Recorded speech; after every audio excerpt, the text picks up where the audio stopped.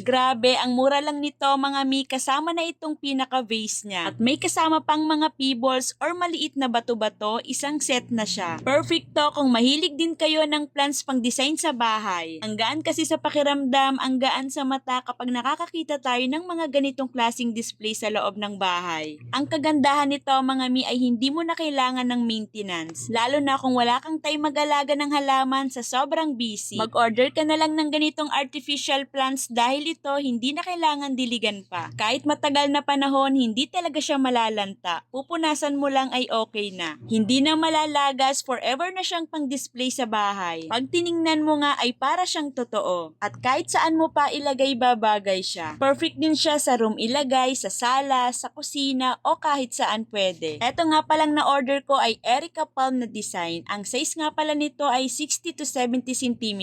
At marami ka pang pagpipilian na design at mas malaki nito. O siya, ilalagay ko na lang sa baba ang link to order.